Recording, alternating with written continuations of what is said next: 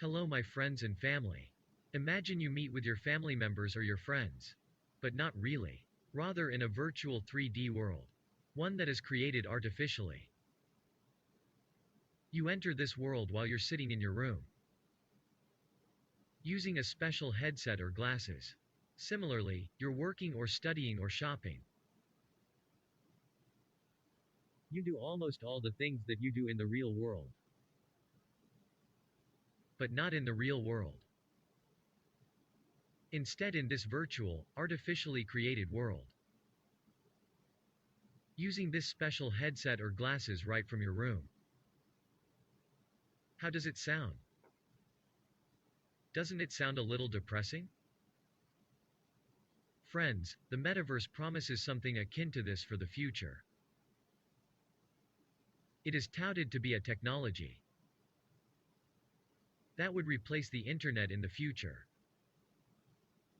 and will become the future of humanity. The word metaverse is made up of two words, meta and verse. The word meta is derived from Greek. It is a prefix that basically means beyond. And the verse comes from the word universe. We live in this universe.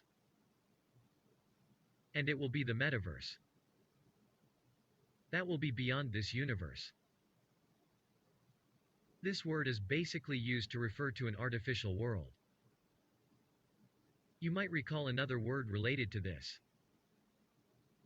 The multiverse. The one talked about in the latest Spider-Man film.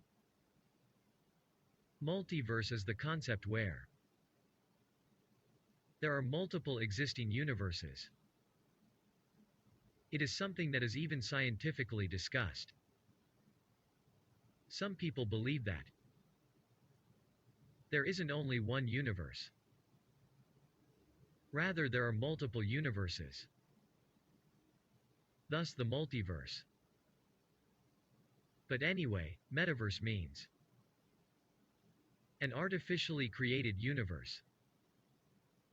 The internet can also be said to be a distinct universe. But when you go on the internet, it is mostly limited to two dimensions only. Whether you're using your phone or your computer, these are two-dimensional screens. But when metaverse is talked about, metaverse would be a world where you can be completely in it. In three dimensions. Like when you watch a film. You wouldn't be watching the film merely as a viewer. You would experience being in the film. For example, you're watching the Dandy March happening. You wouldn't just see the photo of it, or the video of the Dandy March. Rather, it would be as if you're sitting in a boat nearby, and actually watching the Dandy March as it is happening. Or when you watch a cricket match on the television.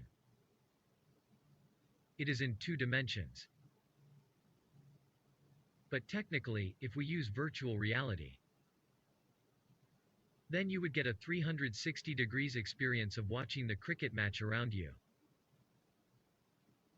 It will try to create an experience that would make you feel as if you're actually at the match.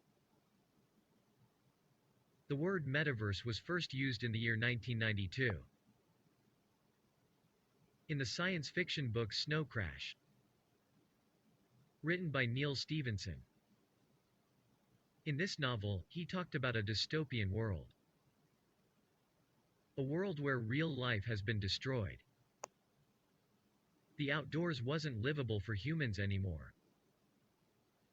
So everyone lives confined to their buildings and rooms, and spends their life in virtual reality. That virtual reality, the artificial world, was referred to as metaverse by him. After this, a game was released in 2003 called The Second Life. You could play this game on the computer. and create a second life in this game on the computer. Meeting people virtually, buying items, buying properties in the game, exchanging goods and services, and creating realistic-looking avatars. By the way, an interesting fact here, the word avatar was first popularized in the 1992 book Snow Crash. This word comes from the Hindi, Sanskrit word avatar. When we call someone a reincarnation of a deity. Similarly, the word avatar was used here for the characters in the virtual reality that you could create. They'd be your avatars. Like this 3D animation of Mark Zuckerberg created by him. This 3D character is the avatar of Mark Zuckerberg. Obviously, this word became more popular in the rest of the world. With the release of the 2009 film Avatar. Recently though, many companies tried to create their virtual worlds and metaverses. But this word was made popular again by Facebook. When Facebook decided to change the name of their company to Meta, saying that they want to adopt the metaverse, that they want to expand from being a social media company to a metaverse company. And Mark Zuckerberg defined the metaverse in this manner. And you're gonna be able to do almost anything you can imagine. Get together with friends and family. Work, learn, play, shop, create.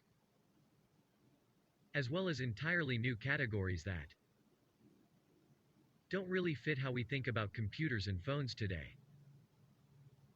If it were up to Mark, he would have said that you could eat and have bodily functions in the metaverse itself. Because the more you spend time in the metaverse, the more data they would be able to collect on you, more they earn. But let's talk about this later in the video. The cons and dangers of it. First, let's see how the metaverse is created. Various technologies are used here to actually create the metaverse. The first is virtual reality.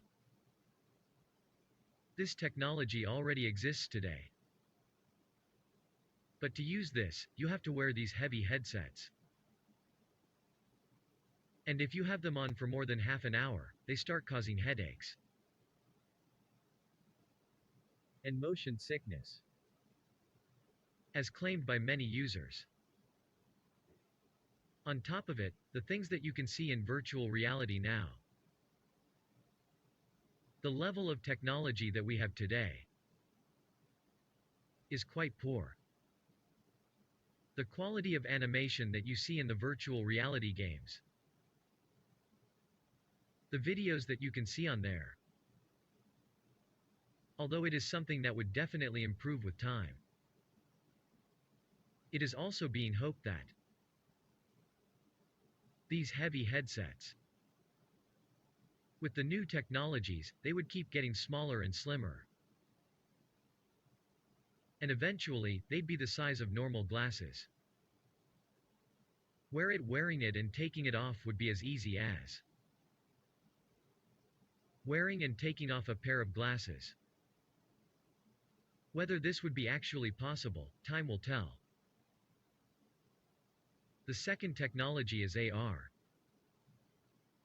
Augmented reality. It would mean that some artificial elements mixed with our real world. It wouldn't be a complete virtual reality. An excellent example of it is the Pokemon Go smartphone game. On it, you can use the smartphone to look at the real world around you. But when you look at it through the smartphone, you can see the artificial Pokemons in there. It seems like they are mixed in the real world around you. Another good example of it is the Google Glass that was released once upon a time. Remember? A product that was released and taken back without people finding out about it. But Google Glass had a huge hype around 2013-14. Glasses with which you could add virtual elements in the real world. When you look at the road in front of you, you can have a map at the corner of the glasses. You could take to someone through the camera. While looking in front of you, even while walking. This feature was heavily criticized. In fact, this was mocked so much that eventually, the Google Glass was a huge flop. Apart from this, having 5G technology in the metaverse is also talked about. If we're to create a huge virtual world, we'd need to constantly upload and download a huge amount of data. For this, we'd need extremely high internet speeds. We'd need 5G. Additionally, blockchains and cryptocurrencies are also mentioned. When talking about the metaverse, when money would be spent to buy anything in the metaverse, they can't be real money, of course. Because everything is digital. So there would be a need for digital currency. This is where cryptocurrencies come into play. And because there's a large number of transactions constantly, they'd need to be kept secure. There would be a threat of hackers. Or the threat of data breaches too. To keep these secure, blockchains might be used. The exact manner in which blockchains keep the data secure. Apart from it, if you want to buy land in the metaverse, or some other property, or any asset in the metaverse, how should that be accomplished? It is said that it'll be accomplished through NFTs. Non-fungible tokens. You can think of NFTs as tokens. That exists on the blockchain. And can prove the ownership of any digital asset. How would you prove that you own a particular digital land in the metaverse? An NFT will prove it.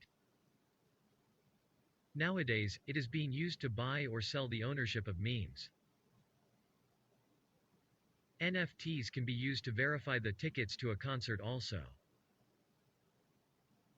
If someone holds a virtual concert in the metaverse, it is something that some singers have already done it.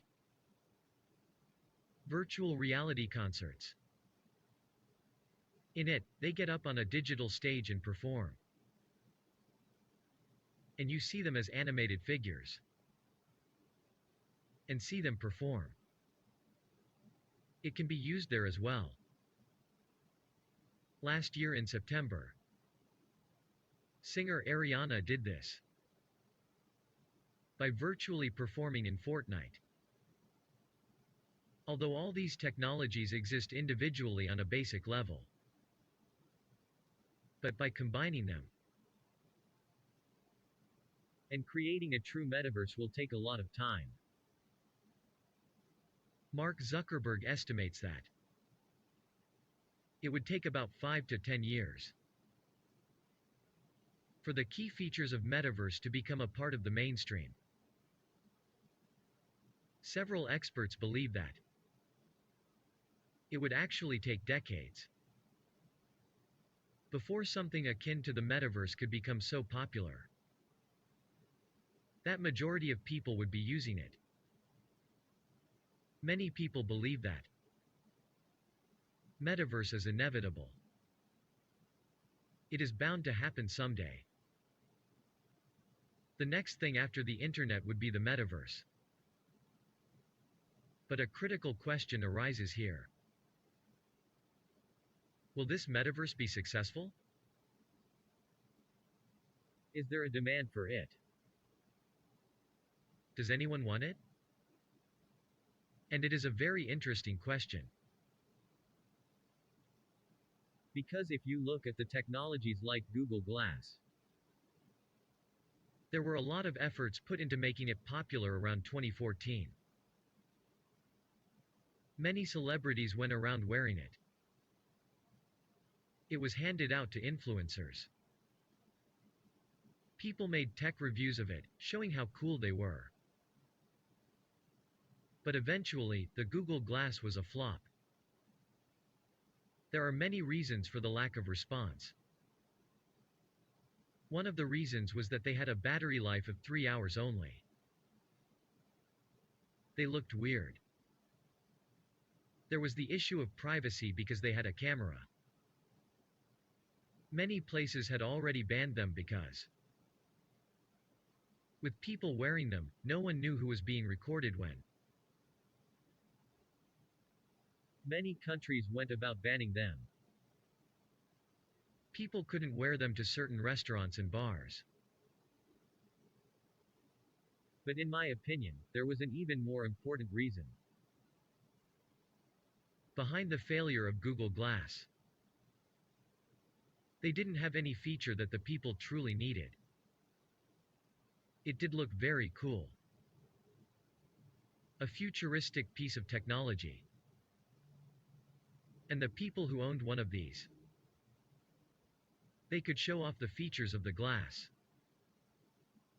But actual, real-life use was next to none. Anything you could do on Google Glass, you could already do it on your smartphone. And you could do it better on the smartphone. Whether it is looking at maps or talking on video calls, you could do it on the glass at the corner of the lens. But why wouldn't you just take your phone out of your pocket and use it? There was basically no use case for the Google Glass. Something similar can be said about the Metaverse too. It is very cool to try it for the first time. Seeing how you can sit in a 3D virtual environment and communicate with others. Having 3D meetings. But realistically, why would you go through so much trouble? Everyone needs to put on the glasses and call everyone else on the 3D setup. It's easier to simply take out the phone and get on a normal video call. It is much easier to do so. Who would go through with preparing for all of it? Same thing for meeting up with friends. You can meet them actually in real life. But even if you want to meet virtually, have a video call with them. Or talk to them via messaging. Is there something extra this special 3D world offer? The technology that is the most popular among people is the easiest to use and provides a clear benefit to the user. If that's not the case, then it would be very difficult for a technology to become mainstream. Another example of it was the 3D glasses. There was a time when 3D became the latest trend. Every other film that was released was in 3D. There are many 3D pictures released now as well. But I'm talking about the time when 3D TVs were very popular too. People wanted to have a 3D TV in their homes. It sounds very cool to have a 3D TV. But realistically, it was bothersome to put on glasses for watching TV. No one wants to put in so much effort. Things should be kept simple. Only the things that are simple would be successful. If you have the simple option of simply turning on the TV to watch it, you wouldn't care about 3D. And the additional eye strain and headache while wearing the 3D glasses is unacceptable for many people. This is the reason why the popularity of 3D cinema is sinking. People have started preferring watching 2D movies again, because there aren't many additional benefits of watching 3D movies. And the feeling of being stuck with the glasses and the strain on the eyes isn't worth it for the additional advantage of watching the movie in 3D. The second point of criticism is perhaps more significant. Do we really want to distance ourselves from the real life so much that we forget how to live real lives? That we spend all our lives in this fake artificial world? If this virtual world becomes so addictive and immersive, somewhere or the other, people will stop worrying about the real world. It is truly dystopian. It will be very depressing.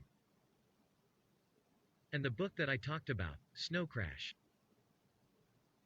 is actually a dystopian novel. It wasn't something to draw inspiration from, to create something of that sort. It tried to show the metaverse in a negative light. The third problem is specific to Facebook and Mark Zuckerberg. The threat to privacy and data theft. You are tracked on Facebook by all possible means. The exact pixel you click, the content that you like, the accounts you follow. Based on it, you are shown similar content. This creates bubbles. You remain in your bubble. You are shown only the things that you like. Because of this, what eventually happens is that we witness riots in the real world. Polarization of people takes place. Left-wing and right-wing, this religion versus that religion. This political party and that political party. People start fighting. And there are literal riots in the world. The blame for the genocide in Myanmar was put largely on Facebook. And because Mark Zuckerberg talks about creating the metaverse, this same thing will increase 10 or 100 times. Because they want you to work in the metaverse. Talk to your friends. Each and every movement would be tracked. Each word that you utter. They will track it to sell ads. You will be shown things that you like. You can imagine the same thing on a much bigger scale. Think how dangerous it would be. On top of it, when such a virtual world is being created, a new type of universe is being created here. And it's created by one company. Think how the owner of that universe would be Mark Zuckerberg. In the real world, there is no such owner, at least. Mark Zuckerberg would become the literal god of the metaverse. If he gets control over everything. If the metaverse truly becomes successful. Suppose 60% of the world's population starts using it. And they start doing everything in the metaverse. Think about the level of power with that one person. That one company. That would own the majority shares in the metaverse. It is very unethical and highly dangerous. What is your opinion on the metaverse? What do you think? Will it become popular in the future? Comment below to let me know. If you ask for my opinion,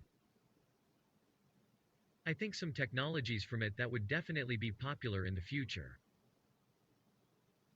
But they will be popular in their sectors. For example, the technology of AR, Augmented Reality. I think it has a very productive use case.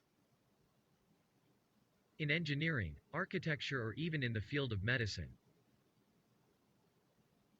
where you need to think in 3D. Using 3D models would make the work more efficient and overall better. Especially if you could interact with 3D models. I believe it has great potential in many business areas and industries. These types of technologies. I hope you found this video to be informative. Let's meet in the next video. Thank you very much.